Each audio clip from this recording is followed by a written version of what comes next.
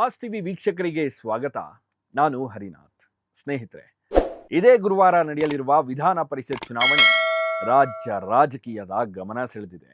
JDS ನಾಯಕ ಕೇಂದ್ರ ಸಚಿವ ಎಚ್.ಡಿ. ಕುಮಾರಸ್ವಾಮಿ ಅವರು ರಚಿಸಿರುವ ರಣವ್ಯೂಹ ಮುಖ್ಯಮಂತ್ರಿ ಡಿ.ಕೆ. ಶಿವಕುಮಾರ್ ಅವರನ್ನೇ ಕಕ್ಕಾಬಿಕ್ಕಿಗೊಳಿಸಿದೆ. ವಿಧಾನಸಭೆಯಿಂದ ವಿಧಾನ ಪರಿಷತ್ಗೆ ನಡೆಯುವ ಈ ಚುನಾವಣೆಯಲ್ಲಿ ಗೆಲುವಿಗೆ ಅಗತ್ಯವಾದ ಶಾಸಕರ ಸಂಖ್ಯೆ ಕೊರತೆ ಇದ್ರೂ ಡಿ.ಕೆ. ತಮ್ಮ ಬಲಗೈ ಬಂಟ ವಿನಯ್ ಕಾರ್ತಿಕ್ ಅವರನ್ನ ಫೀಲ್ಡ್ಗಿಳಿಸಿರೋದೇ ಚುನಾವಣೆಯನ್ನ ಹೈ ವೋಲ್ಟೇಜ್ ರಣಕಣ ರೀತಿ ಮಾಡಿದೆ.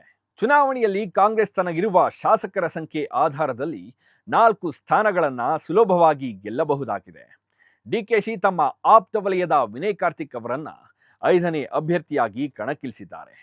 ಇದಕ್ಕೆ ಸೆಡ್ಡು ಹೊಡೆದಿರುವ ಎಚ್.ಡಿ.ಕೆ ಮೈತ್ರಿ ಅಭ್ಯರ್ಥಿಯಾಗಿ ಜೆಡಿಎಸ್ನಿಂದ ಗೋವಿಂದ ರಾಜು ಅವರನ್ನ ಸ್ಪರ್ಧೆಗಿಳಿಸಿದ್ದಾರೆ. ಕೇವಲ ಅರ್ಜಿ ಹಾಕಿಸಿ ಸುಮ್ಮನಾಗದೆ ಕಾಂಗ್ರೆಸ್ ಬುಟ್ಟಿಗೆ ಕೈ ಹಾಕಲು ಟ್ರೈ ಮಾಡಿದ್ದಾರೆ. ಇದು ರೋಚಕತೆ ಮೂಡಿಸಿದೆ. ಒಟ್ಟು 7 ಸ್ಥಾನಗಳಿಗೆ ಚುನಾವಣೆ ನಡೆಯಲಿದ್ದು 8 ಮಂದಿ ಅಭ್ಯರ್ಥಿಗಳು ಚುನಾವಣಾ ಕಣದಲ್ಲಿದ್ದಾರೆ. 4 ಸ್ಥಾನವನ್ನ ಕಾಂಗ್ರೆಸ್, 2 ಸ್ಥಾನವನ್ನ ಬಿಜೆಪಿ ಸುಲಭವಾಗಿ ಜಯಗಳಿಸಲಿದೆ. ಉಳಿದ 1 ಸ್ಥಾನಕ್ಕಾಗಿ ಕಾಂಗ್ರೆಸ್ ಮತ್ತು ಜೆಡಿಎಸ್ ನಡುವೆ ಪೈಪೋಟಿ ನಡೆಯಲಿದೆ. ಕಾಂಗ್ರೆಸ್ 5ನೇ ಅಭ್ಯರ್ಥಿ ಪಕ್ಷೇತರರು ಮತ್ತು ಬಿಜೆಪಿ ಉಚ್ಚಾಟಿತ ಶಾಸಕರ ಬೆಂಬಲದ ನಿರೀಕ್ಷೆಯಲ್ಲಿದ್ದಾರೆ. ಓರ್ವ ಅಭ್ಯರ್ಥಿಯ ಗೆಲುವಿಗೆ ತಲಾ 28 ಮತಗಳ ಅಗತ್ಯ ಇದ್ದು, ಪಕ್ಷಗಳ ಬಲಾಬಲದ ಲೆಕ್ಕಾಚಾರ ನೋಡಿದರೆ ಕಾಂಗ್ರೆಸ್ 5ನೇ ಅಭ್ಯರ್ಥಿಗೆ ಮತಗಳ ಕೊರತೆ ಇದೆ. ಹಿರಿಯೂರು ಶಾಸಕ ಸುಧಾಕರ್ ನಿಧನ, ಧಾರವಾಡ ಗ್ರಾಮಾಂತರದ ವಿನಯ್ ಕುಲಕರ್ಣಿ ಶಾಸಕತ್ವ ರದ್ದುಗೊಂಡ ನಂತರ ಕಾಂಗ್ರೆಸ್ ಬಲ 134ಕ್ಕೆ ಕುಸಿದಿದೆ.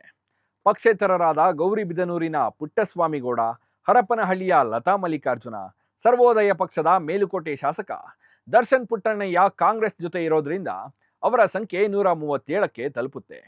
ಜೊತೆಗೆ ಬಿಜೆಪಿಯಿಂದ ಉಚ್ಚಾಟಿತರಾಗಿರುವ ಯಶವಂತಪುರ ಶಾಸಕ ಎಸ್.ಟಿ. ಸೋಮಶೇಖರ್ ಹಾಗೂ ಯಲ್ಲಾಪುರ ಶಾಸಕ ಅರ್ಬೈಲ್ ಶಿವರಾಮ್ ಹೆಬ್ಬಾರ್ ಸೇರಿದಂತೆ ಈ ಸಂಖ್ಯೆ 139 ಆಗುತ್ತೆ. ಕಾಂಗ್ರೆಸ್ನ ಒಬ್ಬೊಬ್ಬ ಅಭ್ಯರ್ಥಿಗೆ 28 ಶಾಸಕರ ಮತ ಹಂಚಿದ್ರೂ 1 ಮತದ ಕೊರತೆಯಾಗುತ್ತೆ. ರಿಸ್ಕ್ ತಗೊಳ್ಳೋದು ಬೇಡ ಅಂತ ಮೊದಲ 4 ಅಭ್ಯರ್ಥಿಗಳಿಗೆ 1 ಮತ ಹೆಚ್ಚುವರಿಯಾಗಿ 29 ವೋಟ್ ಹಂಚಿಕೆ ಮಾಡಿದರೆ 5ನೇ ಅಭ್ಯರ್ಥಿ ವಿನಯ್ ಕಾರ್ತಿಕ್ಗೆ 5 ಮತಗಳ ಕೊರತೆ ಎದುರಾಗುತ್ತೆ. ಈ ಪೈಕಿ ಯಾರಾದರೂ ಶಾಸಕರು ಕೈಕೊಟ್ರೆ ಡಿ.ಕೆ.ಶಿ ಪ್ಲಾನ್ ಉಲ್ಟಾ ಆಗುತ್ತೆ. 111 ಶಾಸಕರ 2ನೇ ಪ್ರಾಶಸ್ತ್ಯದ ಮತಗಳನ್ನ ಹಾಕಿಸಿದ್ರೂ ಗೆಲುವಿಗೆ ಕೊರತೆಯಾಗುತ್ತೆ. ಇತ್ತ ಜೆಡಿಎಸ್ನಲ್ಲಿ ಪ್ರಸ್ತುತ 18 ಶಾಸಕರಿದ್ದು 10 ಶಾಸಕರ ಕೊರತೆ ಇದೆ. ಬಿಜೆಪಿ ತನ್ನ 2 ಅಭ್ಯರ್ಥಿಗಳಿಗೆ ತಲಾ 28 ಮತ ಹಂಚಿಕೆ ಮಾಡಿದ ನಂತರ 4 ಮತ ಉಳಿಯುತ್ತೆ. ಆ ಮತಗಳನ್ನ ಜೆಡಿಎಸ್ ಅಭ್ಯರ್ಥಿ ಗೋವಿಂದ ರಾಜು ಅವರಿಗೆ ವರ್ಗಾಯಿಸಿದ್ರೂ ಗೆಲುವಿಗೆ ಕನಿಷ್ಠ 6 ಮತಗಳ ಕೊರತೆ ಎದುರಾಗುತ್ತೆ. ಬಿಜೆಪಿಯಿಂದ ಉಚ್ಚಾಟಿತರಾಗಿರುವ ಯತ್ನಾಳ್ ಮತ್ತು ಜನಾರ್ದನ್ ರೆಡ್ಡಿ ಸೇರಿಕೊಂಡ್ರೆ 2 ಮತ ಹೆಚ್ಚುವರಿಯಾಗುತ್ತೆ. ಆಗ ಒಟ್ಟು ಮತ 24 ಆದರೂ ಗೆಲುವು ಅಸಾಧ್ಯವಾಗುತ್ತೆ. ಹಾಗಾಗಿ ಕುಮಾರಸ್ವಾಮಿ ತಂತ್ರಗಾರಿಕೆ ನಡೆಸುತ್ತಿದ್ದು ಬಿಜೆಪಿ ಎಲ್ಲಾ ಶಾಸಕರ 2ನೇ ಪ್ರಾಶಸ್ತ್ಯದ ಮತಗಳ ಜೊತೆಗೆ ಕಾಂಗ್ರೆಸ್ನ 4 ಮತ ಸೆಳೆಯಲು ಪ್ಲಾನ್ ಮಾಡ್ತಿದ್ದಾರೆ. ಡಿ.ಕೆ.ಶಿ ಬಗ್ಗೆ ಅಸಮಾಧಾನ ಹೊಂದಿರುವ ಶಾಸಕ ಜಮೀರ್ ಅಹಮದ್, ಕೆ.ಎನ್. ರಾಜಣ್ಣ ತಮ್ಮ ಪಕ್ಷದಲ್ಲಿದ್ದ ಹಳೆಯ ಒಡನಾಡಿಗಳಾದ ಎಚ್.ಸಿ. ಮಹದೇವಪ್ಪ ಸೇರಿದಂತೆ 10 ರಿಂದ 12 ಜನ ಶಾಸಕರನ್ನ ಸಂಪರ್ಕಿಸಿ ರಹಸ್ಯ ಮಾತುಕತೆ ನಡೆಸುತ್ತಿದ್ದಾರೆ. ಮತ ಹಾಕದಿದ್ರೂ ಪರವಾಗಿಲ್ಲ, 3 ರಿಂದ 4 ಕಾಂಗ್ರೆಸ್ ಮತ ರಿಜೆಕ್ಟ್ ಆಗುವಂತೆ ಟ್ರೈ ಮಾಡ್ತಿದ್ದಾರೆ. 139 ಕಾಂಗ್ರೆಸ್ ಮತಗಳ ಪೈಕಿ 3 ರಿಂದ 4 ಜನ ಮತ ಕುಲಗೆಟ್ಟರು ಜೆಡಿಎಸ್ಗೆ ಲಕ್ಕುದ್ರಲ್ಲಿದೆ.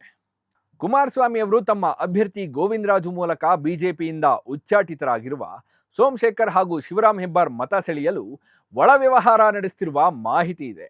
ಈ ಪ್ರಯತ್ನದಲ್ಲಿ ಫಲ ಸಿಕ್ಕರೆ ಜೆಡಿಎಸ್ ಗೆಲುವು ಪಕ್ಕಾ. ಮತ್ತೊಂದು ಕಡೆ ಡಿ.ಕೆ.ಶಿ ಕೂಡ ಸುಮ್ಮನೆ ಕೂತಿಲ್ಲ.